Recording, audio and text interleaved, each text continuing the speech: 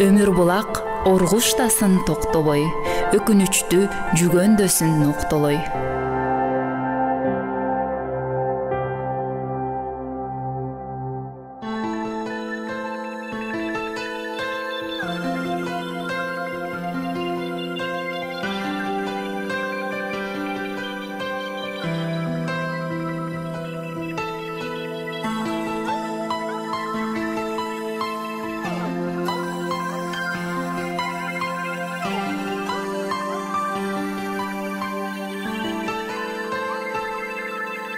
Ömürдүн булагы сенсиң, жашамдын чырагы сенсиң, ыйыктыктын тазалыктын булагы сенсиң. Ömürдүн булагы Ыйса, жашамдын чырагы Ыйса, ыйыктыктын тазалыктын булагы Ыйсада.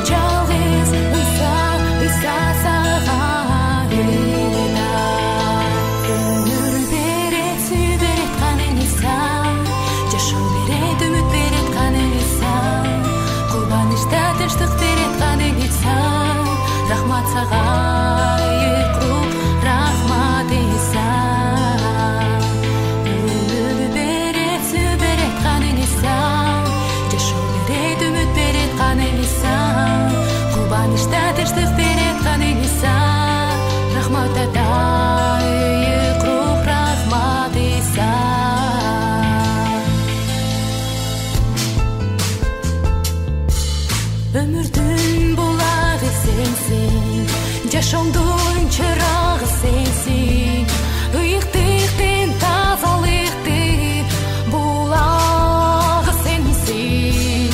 Ömürдүн булагы Ыйса, жашоомдун чырагы Ыйса, ыйыктыктын тазалыктын булагы Ыйсада.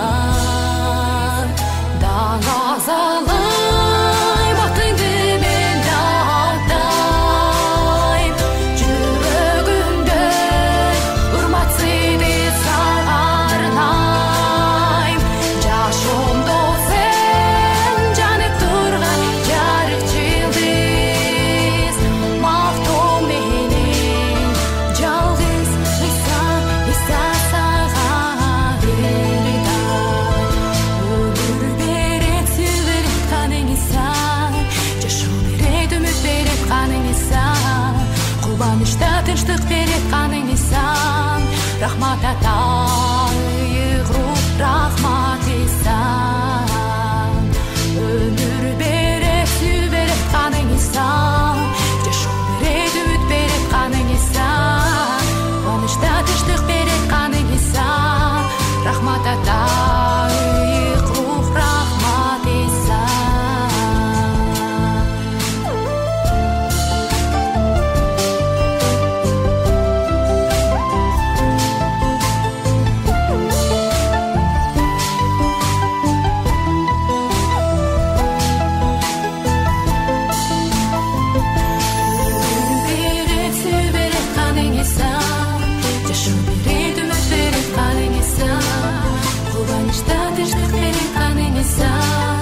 Рахмат ата, ыйгыруу рахмат Иса. Өмүр берет, сүй берет каның Иса, жашоо берет, үмүт берет каның Иса. Кубанычта тынчтык берет каның Иса, рахмат ата, ыйгыруу рахмат Иса.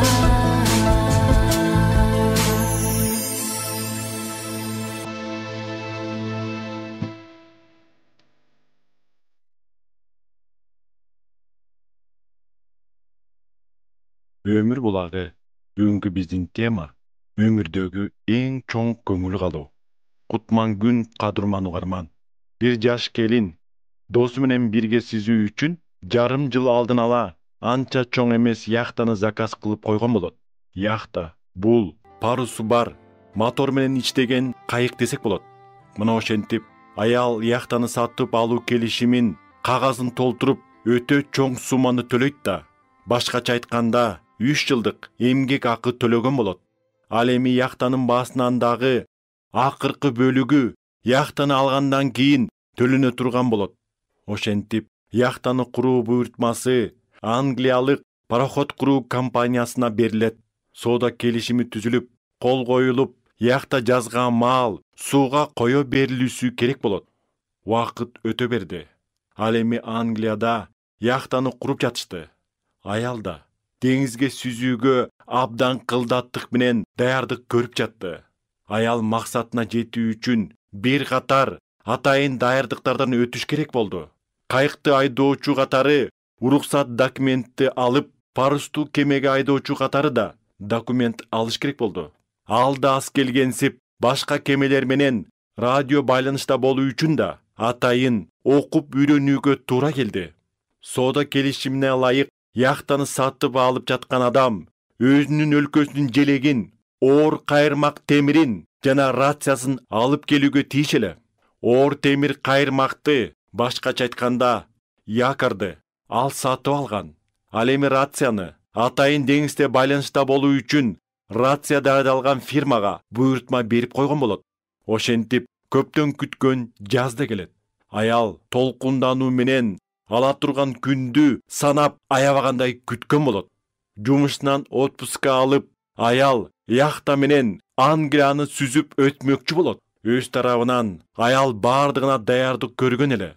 Дагы бир жолу тактоо үчүн бир жума калганда баары жайындабы деп текшерүү үчүн компанияга телефон чалат.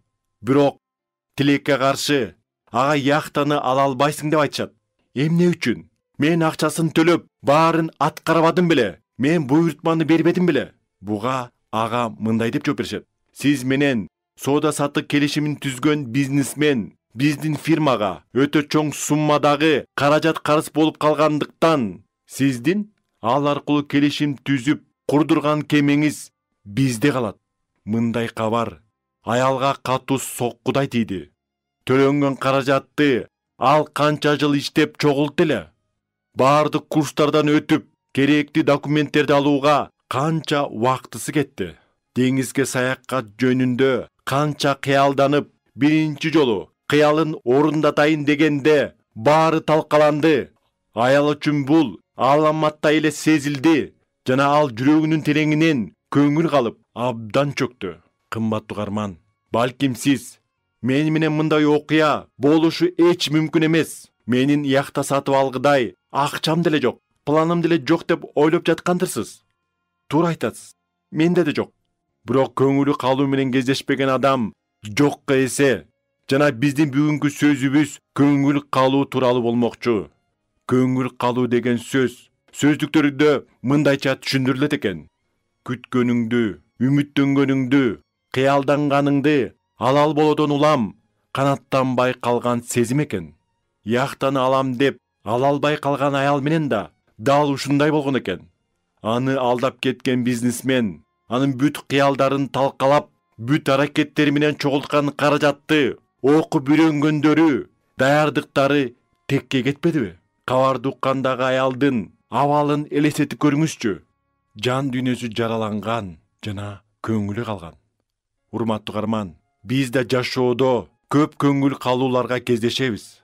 Биз кездештирген көңүл калууларды эки категорияга же топко бөлүүгө болот. Биринчиси түбөлүктүүлүк суроосунда көңүл калуу.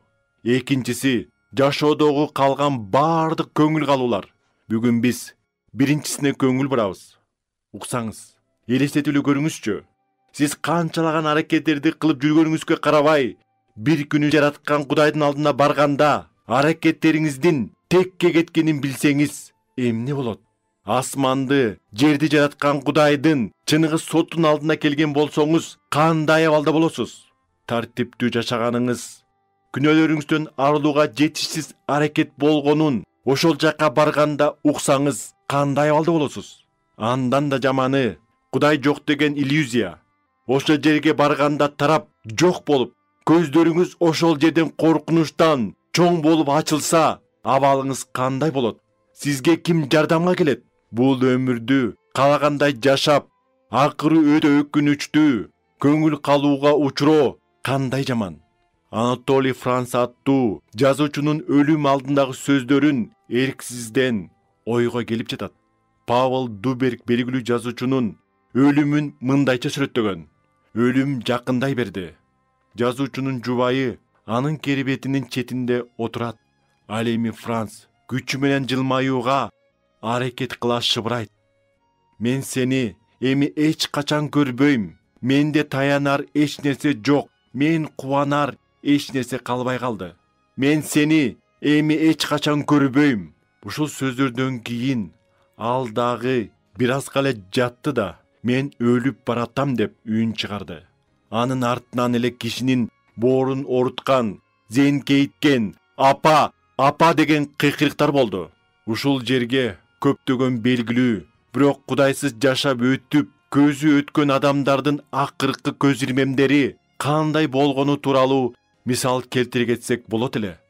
Үмүтсүздүк адамдын өмүрүнүн эң акыркы мүнөттөрүндө гана Кудай алдына барууга даяр эместигинин сезүүсүнөн өткөн өкүнүчтүү эмне бар дейсиз угарман.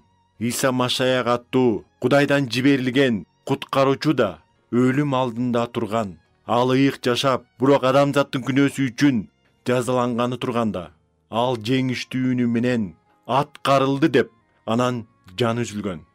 Бул тууралуу Инжил китебинде жазылган. Ал эми 3-чү күнү Иса кайра тирилип, шакирттерине көрүнүп, 40 күн бою алар менен болуп, анан асманга Кудайдын жанына көтөрүлгөн. Инжил китебинин акыркы китебинде аянда Машаяк жөнүндө мындай деп жазылат. Мен аны көргөндө, анын бут алдына өлүк сыяктуу жыгылдым. Ошондо ал мен үстүмө оң колун коюп, мындай деди: коркпо, мен биринчимин жана акыркымын. Мен тирүүмүн, өлгөн элем. Азыр болсо түбөлүккө тирүүмүн. Амин. Өлгөндөр жаткан жай менен өлүмдүн ачкычтары менде. Ошондуктан эмнени көрсөң, азыр эмне болуп жатса, мындан кийин эмне боло турган болсо, ушунун баарын жаз. Балким бул теманы баштаганым сизге жакпай жаткандыр.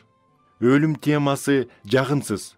Бул темада ойлонгубуз келбейт, сүйлөшкүбүз да келбейт. Бирок ажал деген реалдуулук жана талашсыз суроо экенин ар бир адам жакшы билет. Адам өмүрүнүн акырында өтө чоң өкүнүчкө калып каларын билгендиктен Иса жердеги жашоосунда алдын ала эскертип мындай деген: анткени адам бүт дүйнөгө ээ болуп, бирок өз жанына зыян келтирсе, андан ага кандай пайда? Же адам өз жанын куткарып алуу үчүн кандай кун төлөй алат? Ооба, чынында эле, анткени адам бүт дүйнөгө ээ болуп, бирок өз жанына зыян келтирсе, андан ага кандай пайда? Өлбөс жаныбыздын камын көрүүгө кайдыгер болгон биз, балким, мен альфамын жана омегамын, биринчимин жана акыркымын деп өзү жөнүндө айта алган Машаяктан кечирим алып, куткарылуу тууралуу сөзүн тыңшаганыбыз туурадыр. Иса Машаяк ар бир адам үчүн өз өмүрүн курмандыкка берген, адамзаттын күнөөсүн өз мойнуна алган. Ал бул ишке бизге кечиримге жол ачуу үчүн барган. Ал кайра тирилгендиктен эми бизде тирүү арачы бар. Башкача айтканда, адвокатыбыз бар. Ага ишенген адам Кудай алдына барганда акталган катары түбөлүк өмүргө ээ болот. Ошол себептен акталган, кечирилген адам жердеги жашоосун аяктап, Кудай алдына барганда өкүнүчтөн же соттун алдына коркунучтан, тозоктун коркунучунан титиреп турбайт. Ал жерде Кудай менен кездешүүдө адам үчүн жооп бербейт, же арачылык кылып коргой албайт. Тууганы же эң жакыны ортого түшө албайт. Муну айтканымдын себеби, Кудай сөзүндө ар бир адам өз үчүн гана жооп берет деп жазылат. Өз сөзүн бекем кармаган Кудай бул жердеги кээ бир адамдарга окшоп сөзүнө турбаган адам эмес. Жогорку мисалыбыздагы яхтаны келишимге карабай аялга бербей койгон бизнесмендей эмес. Кудай өз сөзүндө мындай дейт: Астман менен жер өтүп кетсе да, менин сөздөрүм өтүп кетпейт дейт. Жазуу мындай дейт: Кудайдын улуна ишенген адам түбөлүк өмүргө ээ, ал эми ага баш ийбеген адам өмүргө ээ болбойт. Кудайдын каары анын үстүндө болот. Адам Кудай алдына барып, анан өкүнүчтүү көңүл калууга душар болбошу үчүн Кудай алдына ала жазуу аркылуу чыгуу жолдо кечирим алууну сунуштап жатат. Ошондо сизде өкүнүч да, коркунуч да болбойт. Урматтуу угарман, биздин мисалдагыдай яхта дегенди жашооңузда эмнеге салыштырсак болот? Эмнеге сиз болгон каражатыңызды саласыз, убактыңызды жумшайсыз? Буга мисал катары Иса мындай үлгү насаат айткан: бир бай адам талаасынан мол түшүм алат. Ошондо ал минтип ойлонот: түшүмдү жыя турган жер жок. Эмне кылсам? Мындай кылайын. Кампаларды бузуп, чоңураак кылып салайын да, бүт түшүмүмдү жана бардык байлыгымды ошол жерге жыйнайын. Анан өзүмө: жаным, сенде көп жылдарга жете турган байлык бар. Сал, ичип же, көңүл ач деп айтайын дейт. Бирок Кудай ага: акылсыз, ушул түнү жаның алынат. Ошондо сенин жыйнап койгондоруң кимге калат деп айтат. Луканын жакшы кабары 12-бөлүм 16-дан 20-аятка чейин окудук. Өзүнө яхта жасаткан аял көп кыялдануулардан кийин катуу көңүл калууга учурады да, стресс менен кездешти. Бардык аракеттери текке кетип, чоң суммадагы каражатынан айрылды. Бирок түбөлүктүү жашоого баргандагы чоң жоготууга салыштырганда, аялдын жоготуусу эч нерсеге арзыбайт, туурабы?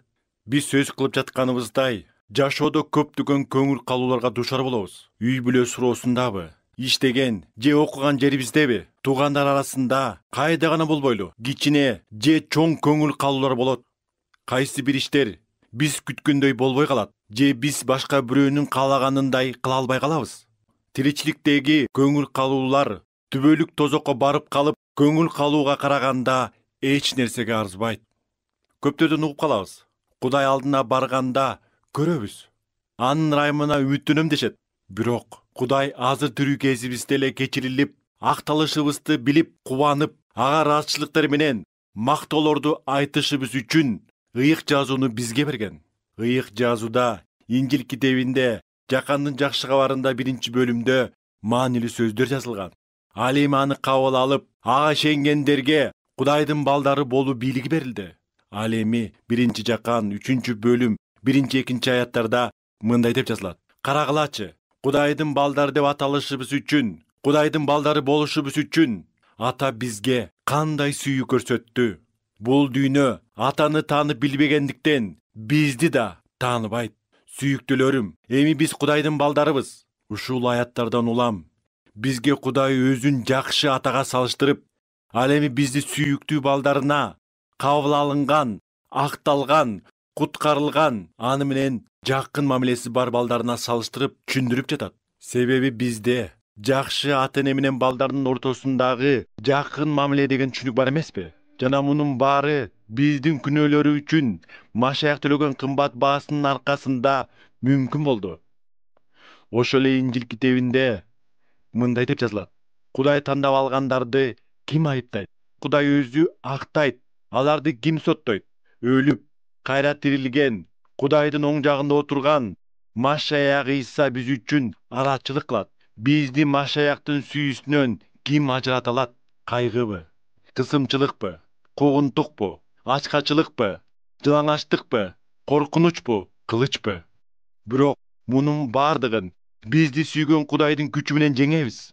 Анткени Кудайдын Теңирибиз Машаях Иса аркылуу көрсөткөн сүйүүсүнөн бизди өлүм да, өмүр да, периштелер да, жогорукулар да, күчтөр да, азыркы учур да, келечек да, бийиктик да, тереңдик да, жаратылган эч бир нерсе ажырата албастыгына ишенем.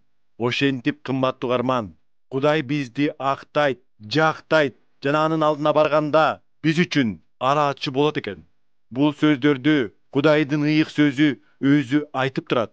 Кудай акталуу мүмкүнчүлүгүн ар бир адамга берген, сизге дагы, мага дагы. Ушул мүмкүнчүлүктү колдонуңуз.